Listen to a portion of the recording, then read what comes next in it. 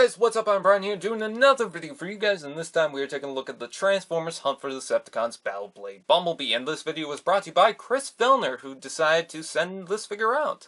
And I'm not sure why, he just decided to send it out. It's not like there was a holiday or anything like that. He just decided to send out a Battle Blade Bumblebee. And I really do appreciate it. You guys have no idea. It feels weird that there's some people out there that will just send a figure, and I think that's really cool, and really makes me enjoy what I do for YouTube. So I really do enjoy this figure, Chris. This figure is not perfect. I mean, I have to say the flaws in the review, but don't ever think that I don't appreciate or don't like this figure, because I really do like this figure and I really do appreciate it. You guys have no idea. So thank you so much, Chris.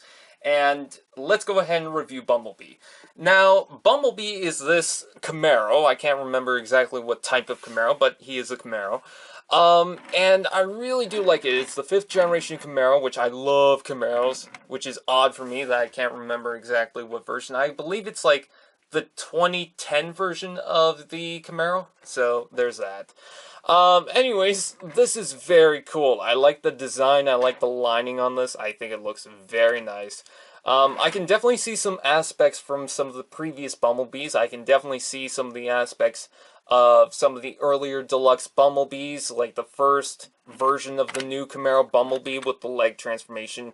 I can see the Hunt for the, not the Hunt for the Decepticons, the Human Alliance one in here, and just a lot of different Bumblebees into this. So this was a long time coming. You can see Camaro molded in on the side. You got the handlebar right there on the side, or handle, whatever you want to call it. And then some lines right here for the detail. On the front, you can see some red for the Chevy logo, which I really like. And you can see the headlights, which are painted in. And you got a couple more lights on the bottom here. You got a nice grille section right there. On the back, you have some red lights, but no other paint on the back. And I love the fact that all the windows are transparent. On the wheels, you have silver rims, which is very nice. And they roll fine. You know, the front ones don't roll too well, but they roll fine. It does its job, and that's what it looks like underneath, so that's very cool. I really do like the Camaro mode. The only thing I can really complain about is the fact that the front doesn't want to stay in, but that's it. That's really it. I really do like the look of the Camaro. I love Camaros. You guys have no idea how much I love Camaros, and it's thanks to Bumblebee, too. So with that out of the way, let's go ahead and transform the Hunt for the Decepticons what? I almost called him Bumbleblade. Bumblebee. Now, the transformation is a little difficult, and I will say this, I'm frightened to transform it because there's a lot of parts in this that I feel can snap. Some things are a little too tight, and some things get stuck with itself. So I don't really know if I'd recommend this to kids. I think for adult collectors who are really into the movies, yeah, this is the Bumblebee to get. At least for this version of Bumblebee. So anyways, let's pop out the doors, because that's what we usually do for the Bumblebees. There's a little tab right at the bottom here, and a little peg on the bottom here.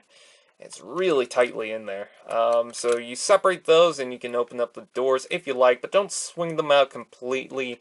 If you start to hear things move, well, you might be doing the wrong thing. I don't know. I've only had this for a short time, keep that in mind. Anyways, open up the back, and you can pop this back section out. There's a couple of tabs. Just swing that up like so, and bring that up like that. And usually that just pops out like so. And you can swing that up to get that out of the way. Next, what you want to do is pop this section from this. You can see the line right there. You want to pop that out, and what I usually do is I pull from here and extend out, like so, because it's on a joint like that, so it's just easier for me. Let's see. It's on a double joint, so you're not really going to break it. At least I haven't so far. So, there's that. But very tight connection. That's something that I kind of don't like. I wish these connections were a little bit looser for me, but I don't know. Maybe some people really do like the connection for that. And then take the legs, bring them out, and just rotate it from this hinge for right now, just to get that out of the way. bring this down on the ball joint. I just bit my tongue. That's part of the transformation, of course. And bring down the foot. Make sure this is out of the way. And you will get an automorph transformation to where this back section will also transform. And then just straighten out the foot. And you got this heel piece that will open up like so. Now, the leg is on a double joint, and you want to bend it from this point. So just bend it like so, and that will straighten up. And collapse this on the side here. You can collapse it like that, which is more accurate to the version on the movie, but I usually leave it like that just because it looks better, in my personal opinion. So do the same thing to the other side, very tight, so you want to move this back section while you're doing that. Open up the heel, move this up like so, and extend the leg out. And there you have the legs transformed. Let's bring this up. And let's open up these sections, which you have to get past the doors. Actually, just open up them very slightly and move this up, just to get the arms out of the way. And then try to collapse this down. Don't really struggle with it, because the doors can get in the way, so just be careful with what you're doing. Anyways, bring out the arms, and they will snap into place. Bring down the arms like so. Rotate them around like that. Bring down this waist piece like so. And as you see, everything is now on the hinge. Make sure that the hood's out of the way. Now, this is where things get difficult. You want to open this up and try to push the head through. Now, sometimes that doesn't work, so usually I just pop out the head. But I'm going to try and get that to move past that yellow piece right here, which I don't which I don't like, is what I'm trying to say. God, I mess up on my words a lot. Okay, let's just pop off the head, I guess. And just rotate that down, and that will plug into place right here, like so. And just plug the head back into place.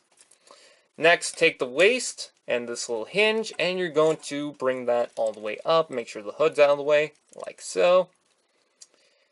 And make sure that's in all the way, like that. Then, next what you want to do is take this section of the hood, and there is a gap inside there that the front of this will stay in and rest. And you want to make sure that that gets moved past this section right here, like so. Thank God the hood's on the double joint, so that's pretty cool. And just get that to go into that section and move that up so you don't have that piece sticking off from the back, which I think is very cool. Then what you need to do is flip out the hands like so and rotate these sections of the arm. Now, you're pretty much done with the transformation of Bumblebee, but there's one more thing you can do. Of course, you can pop off the chest and swing that up. You don't have to swing it up all the way like that, but that is optional. Not sure how well that's going to rotate. I guess that... Oh, okay, it does rotate forward like that a little bit more. So it stays on like that, I guess. Yeah, that doesn't want... Okay, there we go. And then you can bring these little black pieces in the bottom right there and move them up. And there you have Bumblebee in his robot mode. And I think that this looks pretty good. You know, any of my complaints about the toy, just out the window once you finish the transformation, it looks really, really good. I am so impressed with the look of Bumblebee. Would I say that it's perfect? No, not really, because his head looks like it's on a stick. But that's just due to the transformation. I totally understand what they're doing for that. But I think this figure looks so damn good. It just looks so impressive. If the Masterpiece wanted to be just a bigger version of this, they could have easily done that, because this looks so good. Now, he's got a bunch of gimmicks for him, which I really do like, and it kind of reminds me of the Age of Extinction Bumblebee, where it just has a ton of gimmicks. The first one you can do is open up this section right here, flip up the fist, like so, bring this down, and I guess you can use that as a hammer, but flip that down like so, and close up this section, and now he's got a cannon. that looks so good. The only real thing that I would change from that is the plastic color for this. It should be gray, but I totally understand why they went for yellow. It's to match the back section here, so I really don't care. I don't mind. This still looks good. I really do like that. The next thing you can do is with the face mask, you can leave the face like that, which is very nice. He actually looks a little dangerous to me, which I really do like. Or you can take the mask, and it's, I wouldn't say on the ratchet joint, but it clicks into place. You can bring that down, you can bring it forward as long as it just goes down on the face like so. And it covers it completely, and it looks like that, which isn't 100% accurate. It should be closer together, but you know what? I don't mind this. The Human Alliance Bumblebee does the exact same thing, so I really don't mind. This looks very good. I like the style of that. And last but not least, for the gimmicks, actually I'm going to leave the face mask down while we get him into his I'm going to kill you mode, is you can take this and push this gray button and launch out the sword, or the blade, or whatever you want to call it, and rotate that out. And that's why this is called Battle Blade Bumblebee, is because you have a little blade on the side. I don't like the fact that it's in transparent plastic, but that's just me. And hell, even in transparent plastic, because it's so brittle, it looks really good. I love the style of that. I think that looks fantastic. I love that Battle Blade. It just looks so good, and really helps with Bumblebee and gives him that extra edge, which I really do like. You don't have to extend that out, you can just leave it like that if you want. But it closes back. You can also flip up the hand if you want, just a little change up with that. But I really do like the look of Bumblebee. I think he looks fantastic. So, yeah, the articulation, he's got a ball joint in the head, so you got that. He's got a ball joint in... Let me just try and close this back up. He's got a ball joint in the shoulder. He's got a rotation here, bend right here. He's got wrist articulation. Now, unfortunately, he's got the Age of Extinction articulation, where his wrist is like that and you can't rotate it. But because you can't plug in weapons to the hand, I don't mind it. You've got a ball joint right here. You got a double joint right here. You got some articulation right here in the feet. You got some articulation in the heel. It moves side to side. You got some articulation in the toe, which is really good. And something that I really didn't see coming for this Bumblebee. You got waist articulation. Considering the look and style of his transformation and just the design aspects, I would have never guessed they had waist articulation, but he has it. So I really do like this. I think this Bumblebee looks amazing. If you guys want a size comparison, here is Chrome Dome.